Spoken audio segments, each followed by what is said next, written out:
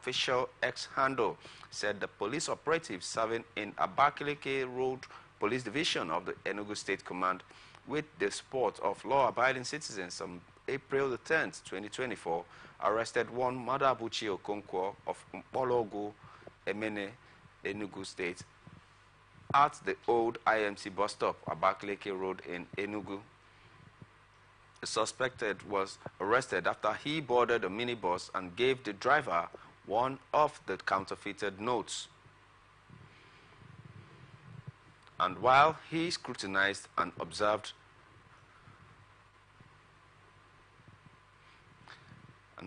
that the currency was fake, thereby raising an alarm that led to the suspect's arrest.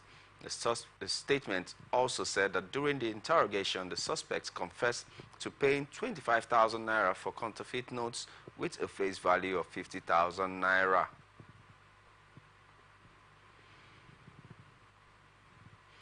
The International Press Center has condemned the recent harassment of Executive Director Lanre Orogundade by some senior officials of the Department of State Services at the Muritala Mohammed International Airport in Lagos. A statement signed by the Press Freedom Officer at IPC, Melody Akinjian, said that the persistent harassment of Lanre Orogundade by the DSS constitutes a systematic abuse of power and violation of his rights, and called on the Director General of the DSS to, particularly its men at the airports, to stop tormenting Orogundade.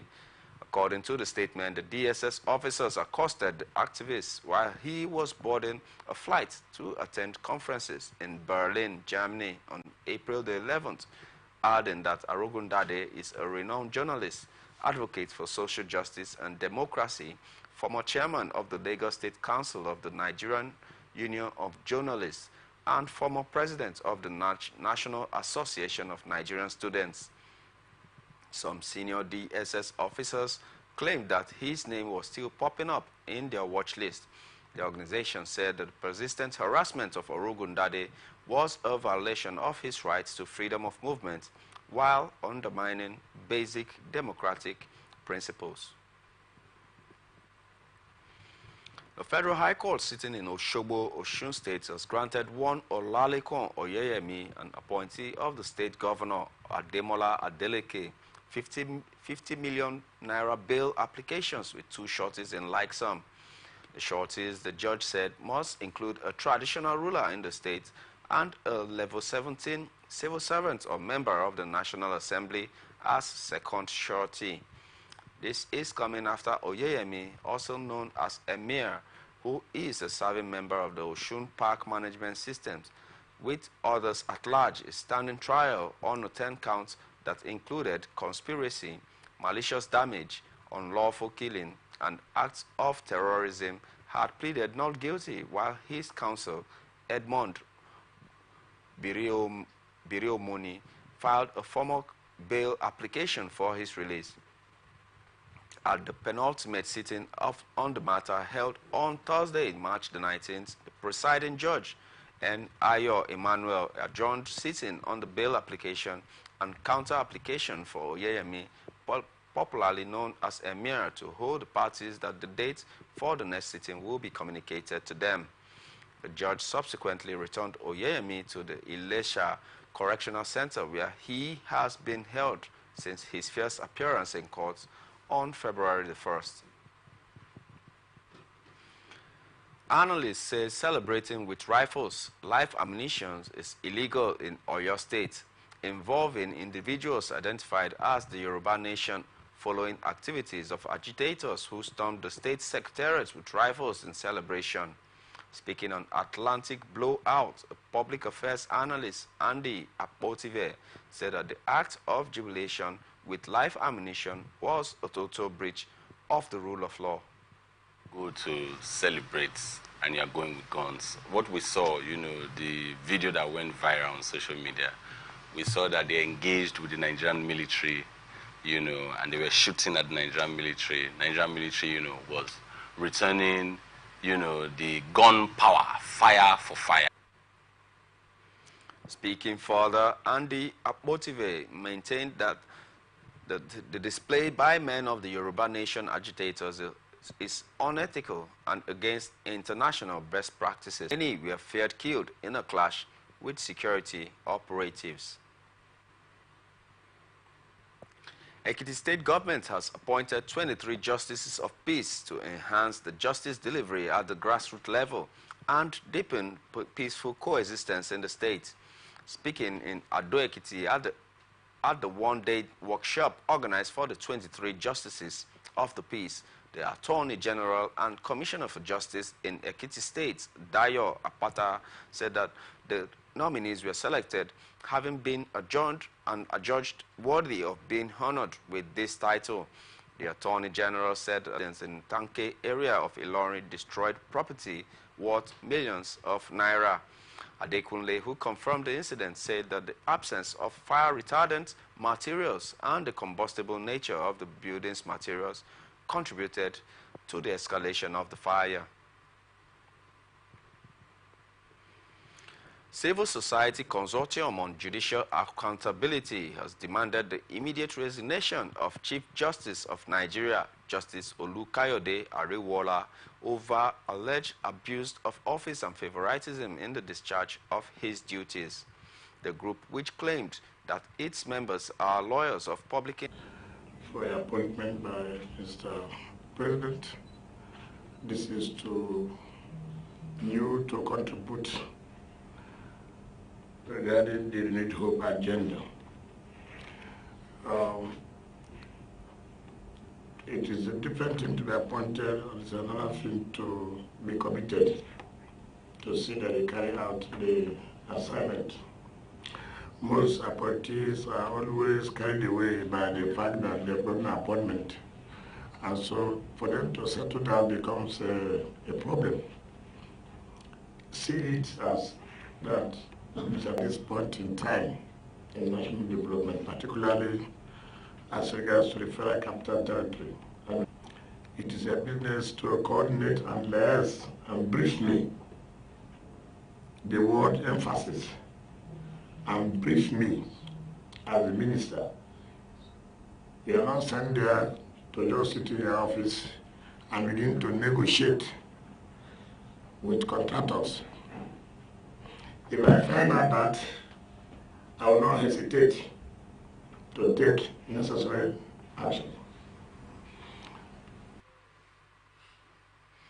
The minister also said Mr. President's administration is at priority to develop all satellite towns in order to get the impact of government and therefore urged the new appointment. My duties to the best of my ability. I will discharge my duties to the best of my ability. Faithfully and in accordance with the Constitution of the Federal Republic of Nigeria and the law.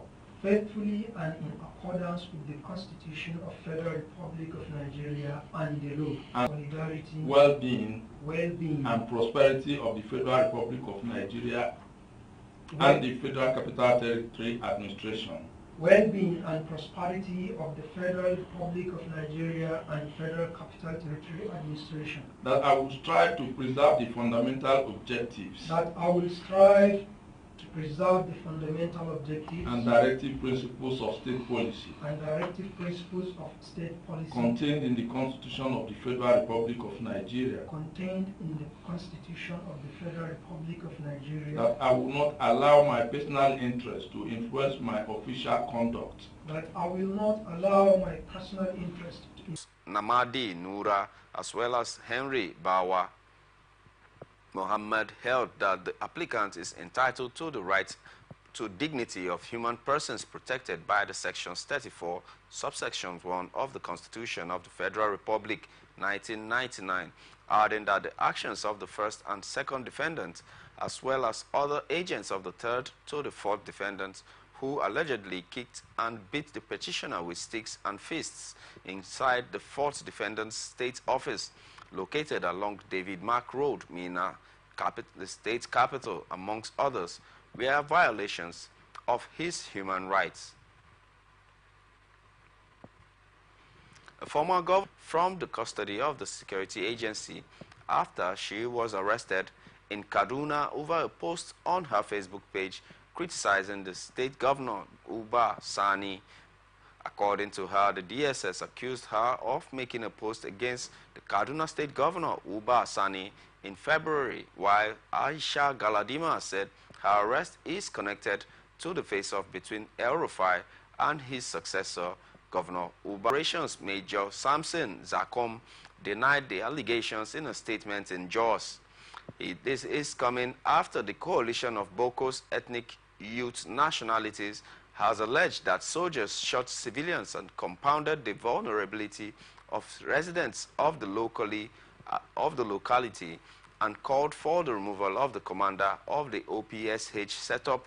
However, the media officer described the allegations as unfounded, adding that it was aimed at tarnishing the image of the military and other security agencies in the state, while the claim by the group that security agencies deployed in Bokos had a confrontation with vigilantes was mischievous, insisting that the personnel were professional while repelling the attack. And responding, Major Zakom have condemned the group's demand seeking for the removal of the military commander in Bokos, describing it as malicious and aimed at dampening the morale of the troops in carrying out their lawful duties. Arewa Peace and Development Initiative has alleged that Kano State Governor Abba Yusuf and the national leader of the New Nigeria People's Party, Rabiu Kwankwaso, are plotting to cause violence in the state. The group expressed concern over the after the face-off between the governor and the national chairman of the All Progressive Congress, Abdullahi Ganduje, is capable of causing chaos in the entire north.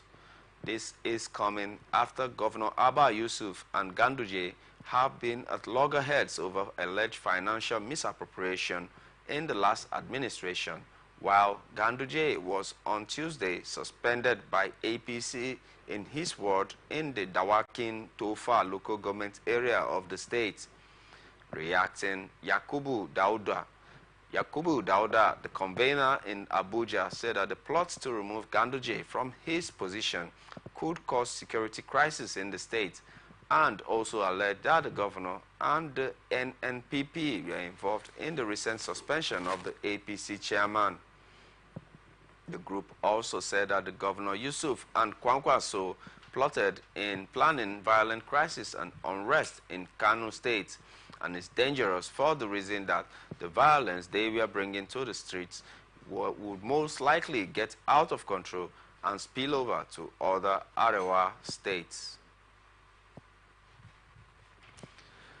Stakeholders of the New Nigeria People's Governor Abba Yusuf of Kano State.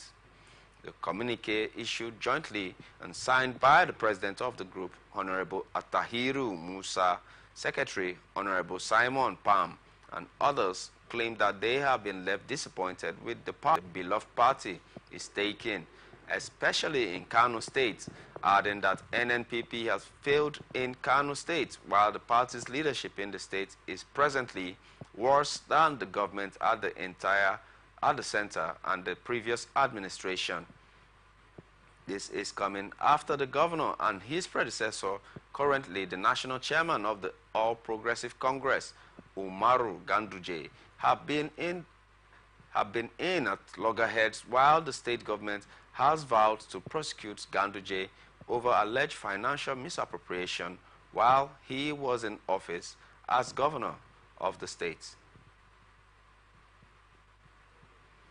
Major opposition party in Jigawa State, People's Democratic Party, has distanced itself from the Inter-Party Advisory Council decision requesting an extension of the local government council election by 1 year. The PDP chairman in the Duse local government area, Alhaji Saudu Barwa, who disclosed this while reacting to the IPAC decision, said that the IPAC decision was not a popular idea, but a decision of a few individuals, adding that the IPAC had called for an amendment to the state's electoral law to give political parties notice of 360 days to prepare for elections. He said that the Jigawa State Government Council's tenure is expiring by July this year, while the tenure of any elected position is clearly stated by the law. He urged State Independent Electoral Commission to ensure it organizes credible elections in all the 27 local government areas and 287 political wards in the state without any delay or extension, and vowed not to accept any attempts to manipulate or disenfranchise them. Barwa said also that the People's Democratic Party had a strong belief and optimism of winning the economic difficulties experienced in the state and country, stressing that the APC was afraid of losing the election. Jigawa state government has warned the beneficiaries of the COVID-19 Action Recovery and Economic Stimulus against sabotaging the objective. The technical advisor on agriculture and chairman NG Cares, Dr.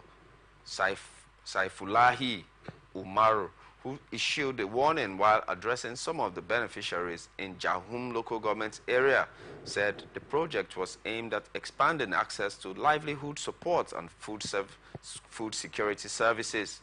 He also said that the committee was constituted by Governor Umaru Namadi to develop an equitable, transparent, and accessible process of beneficiary targeting, selection, and implementation monitoring, adding that in pursuit of fairness and accuracy, they adopted a rigorous and scientific methodology for beneficiary and community selection. He said that the committee used multiple approaches in the selection of communities and beneficiaries consistent with the approval guidelines of the NG Cares project, adding that 4,220 beneficiaries were selected from poor and vulnerable hard-to-reach areas with little or no government presence for agricultural inputs and access intervention.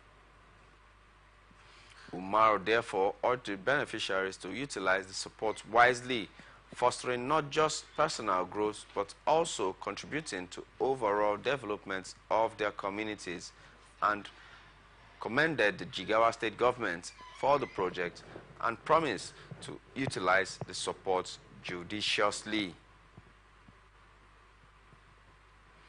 Analysts have faulted the Nigerian justice system for its inability to uphold the justice and discharge of its legal responsibility, especially concerning issues of urgent and immediate response.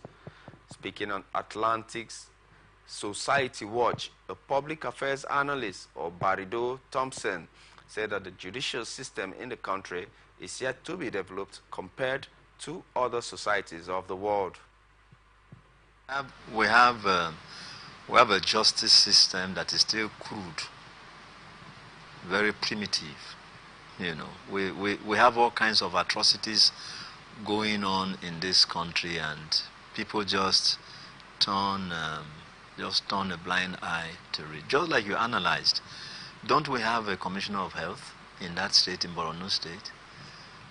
Dr. James Korinjo has been kept in detention, and that's illegal because they did not allow him to have bail.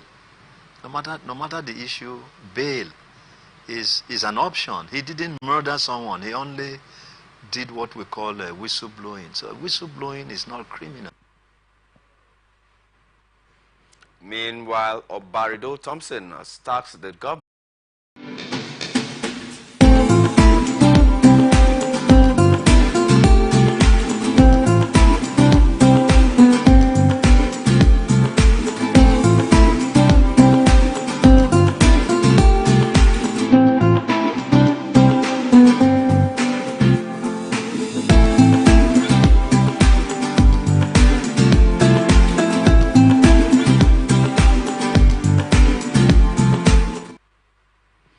Welcome back to Transition News on Atlantic Television Network. Applicants. This is coming more than 8 months after President Bola Tinubu announced the grants for manufacturers and small businesses, and 2 weeks after applicants were directed to submit their national identification numbers as part of the requirements to obtain the grant, earmarked to cushion the effects that recent economic reforms have had on businesses in the country. while the president said that he was determined to strengthen the manufacturing sector, increase the capacity to expand, and create good-paying jobs. In the address, the president said that he was determined to strengthen the manufacturing sector, increase its capacity to expand, and create good-paying jobs. The House of Representatives is planning for the multifaceted approach towards addressing the issue of wildlife trade, stressing that stricter enforcement, community engagement, and international cooperation is crucial in combating the menace. The Deputy Chairman, House Committee on Environment, Honorable Tessia Ubo, disclosed this at a one-day policy dialogue with the stakeholders on the Endangered Species Conservation and Protection Bill 2024. Ubo said that the situation in Nigeria has evolved into an alarming status in the global hub of illegal wildlife trade in recent years. Legislations remain part of the challenges confronting the sustainable forest and biodiversity conservation in the country. Strengthening of the policy, legal, and institutional framework is pivotal to our national approach to tackling biodiversity loss, environmental challenges, and climate change. The increasing population, coupled with transboundary crime, particularly wildlife and forest crime, has continued to mount pressure on natural resources. Although Nigeria is being dubbed as a transit point for wildlife trafficking, we are not losing sight of such. Aligns with the National Strategy to Combat Wildlife and Forest Crime, which was launched in 2022. And most recently with the findings and recommendations of the International Consortium for Combating Wildlife Crime Analytical Toolkit Assessment for Nigeria. One of the key findings of that assessment was that the weaknesses in the legal framework and the need to increase the penalties for wildlife crimes, and there was a specific recommendation of support for the enactment of this very bill that we have come here together to discuss today. Further, the provisions of the bill align with UNODC's guide on drafting legislation to combat wildlife crime.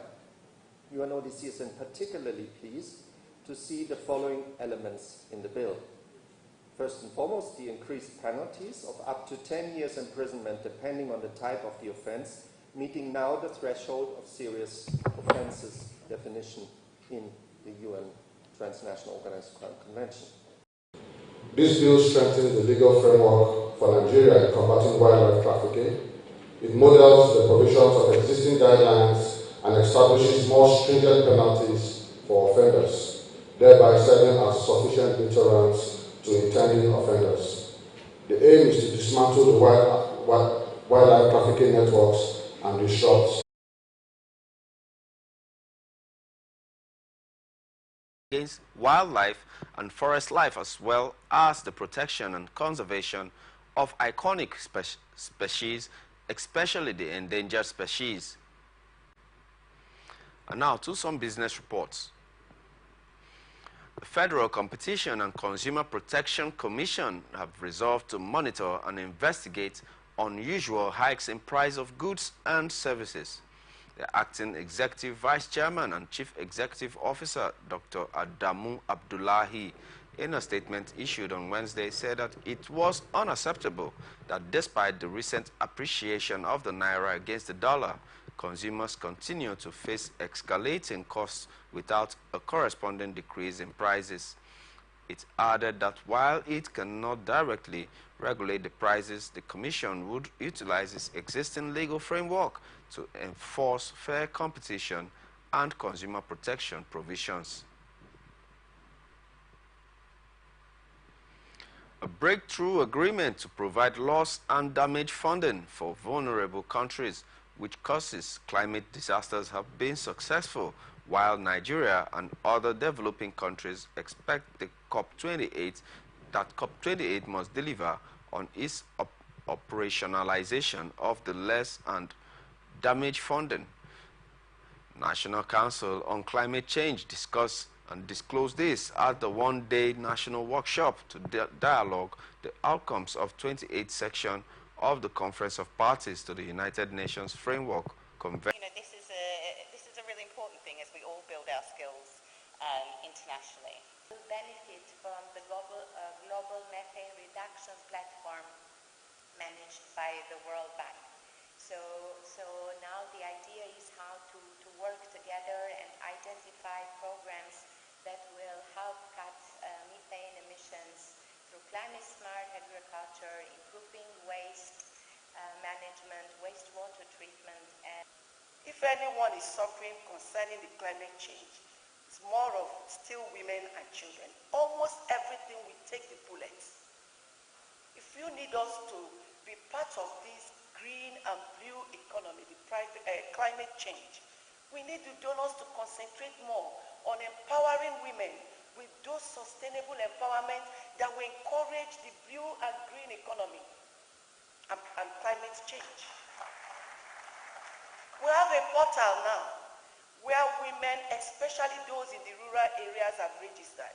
We started not up to 2 months, and we've registered over going to 300,000 women from rural area with all their data that the donors we need.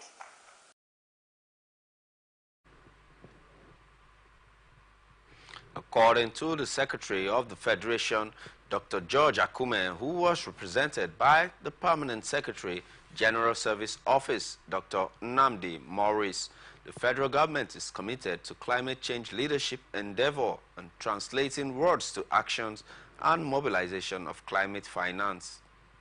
Nigeria exemplified the leadership of the President Bola Ahmed Tinubu's led administration and commitment to the net zero goal, achieving the Paris Agreement through its several memorandum of understanding.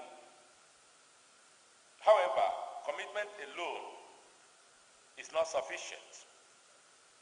We must translate words into action, aspirations into tangible outcomes. At the heart of this endeavor lies the mobilization of climate finance. According to Nigeria's revised NDC, an estimated total of $177 million in investments up to 2030 to attain the Paris Accord commitments based on assessments in several sectors was projected. Albeit, it seems important to move the conversation away from the amount of capital needed to a discussion around what the key elements need to be in place to build a just transition ecosystem that can ensure investors can make the right decision. The Honorable Minister of Environment, Balarabe Abbas, always said his ministry is determined to tackle the essential threat caused by climate change. Dr. Salisu Dahiru gave the breakdown of the Nigeria's participation of COP28 and the aim of the workshop. And also in the area of adaptation. As an oil-producing and developing country, the agreement largely during COP28 posed the threat called for the need for a strategic review of all our national action and climate goals, which is unpacking the outcomes of COP28 is a new innovative approach that Nigeria has taken. In the past, we seek to facilitate active participation in this very important event, and we are counting on all of us present here to give in their best. 627 naira per dollar. However, the naira has recorded a steady appreciation for months amidst the Central Bank of Nigeria's efforts to defend the currency. To this end, the naira became the best performing currency in April, according to Goldman Sachs. On 2 occasions in recent months, the CBN has sold US dollars to the Bureau de Change operators at a benchmarked rate, closing the gap between the official and parallel market rates. And still ahead, go on to international tidbits. The judge in Donald Trump's historic criminal trial on Tuesday warned the Republican presidential hopeful against intimidating jurors, and as several panelists were chosen with unexpected speed following questioning by both sides. There has been speculation that jury selection could take weeks in such a high-profile and sensitive case, the first criminal trial of a former U.S. president who also is running to return to the White House this November, after a preliminary phase in Trump's trial in which prospective jurors could opt out if they felt unable to be impartial or had extenuating circumstances. Defense attorneys and prosecutors began questioning the candidates in depth. 12 jurors in total are needed, and 6 alternates will also be chosen. For Trump to be convicted of his alleged fraud in a scheme to cover up an embarrassing alleged extramarital encounter with a porn star, the jury must render an unanimous verdict. Everyone dissenting voice would see him walk free. Merkin cautioned Trump at one point that his muttering was audible to one juror who faced scrutiny over social media posts. Dubai's giant hand Ken Mbata. Follow us on our social media platforms. On Twitter, Atlantic TV Net, on Facebook and YouTube, Atlantic Television Network, on Instagram, Atlantic TV Network. Peace and unity are the pathways to progress.